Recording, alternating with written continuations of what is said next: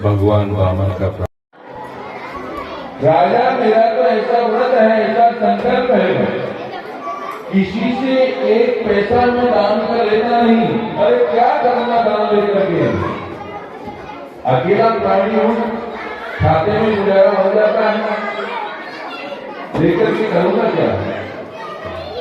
राजा बलि ने कहा महाराज अभी एक खाते में दो प्राणी तो रह नहीं सकते।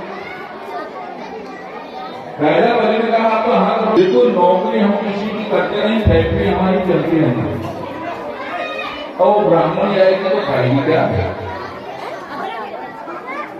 महाराज हम भंडार खोल देंगे, आप तो हाँ कर दो। तो ये बताओ, अगर कोई बालक मरेगा तो रोने की क्या व्यवस्था करोगे?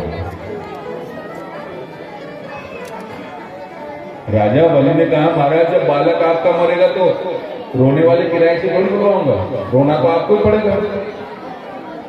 तो भगवान ने कहा राजा फिर मैं ऐसा काम ही क्यों करूं कि मुझे रोना पड़े? जैसे तैसे मनाया, फिर मना कर दिया। एक त्रिलोक के राजा के यहाँ से कोई ब्राह्मण खाली हाथ हो जाए, मेरे भी कितनी शर्त की बात है महाराज। भगवान ने कहा राजा तूने तो हमें बड़ा धर्म संकट में पटक दिया हो जाए, बिल्कुल नहीं लेते हैं तो तुम्हारे दिल को ठेस पहुंचती है, और लेते हैं हमारा व्रत टूटता है। चलो एक काम करते हैं, हम थोड़ा लेंगे जिससे हमको 3 पैर भूमि दान कर दो।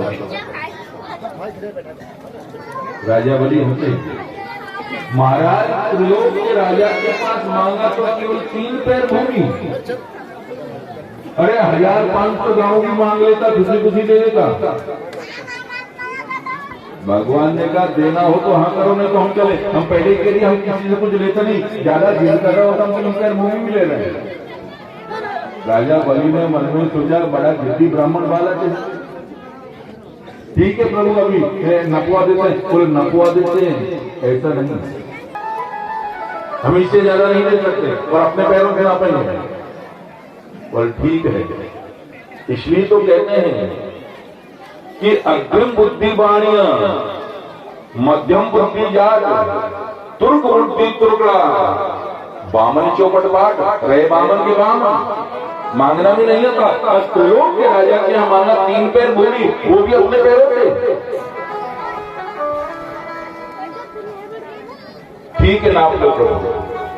बोले ऐसे नहीं, बिना संकल्प के हम कुछ लेते नहीं। राजा बलि ने कहा 3 पैर भूमि के लिए क्या संकल्प करवा रहे हो प्रभु, जहां से मर्जी हो नाप लो। जब संकल्प के ऊपर जोर देने लगे तो शुक्राचार्य को लगा कुछ गड़बड़ है। शुक्राचार्य ने नेत्र बंद करके देखा, सब समझ गए कि तो साक्षात नारायण है। राजा बलि का हाथ पकड़ा, एक कोने में ले जाकर के कहने लगे अरे राजा ये कोई बलि, ये कोई बामन नहीं, ये कोई दरेपन नहीं, ये तो साक्षात नारायण है। अगर तूने 3 पैर भूमि दान करने का संकल्प छोड़ दिया तो 2 पैर में सारा त्रिलोक तो नाप लेंगे, तीसरा पैर रखने के लिए तेरे पास कुछ बचेगा नहीं, इसलिए मना कर दो।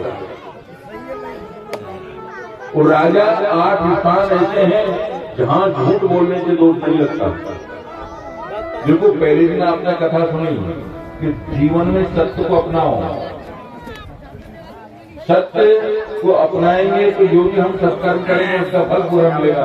लेकिन यहाँ वर्णन आता है कि 8 स्थान ऐसे हैं जहाँ झूठ बोलने से दोष नहीं लगता है। मर्म विवाह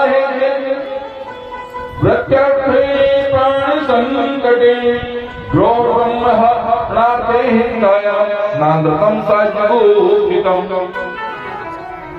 माताओं से अगर कोई बात को छुपा करके रखना हो और वहां झूठ बोल दिया जाए तो झूठ का दोष नहीं लगता,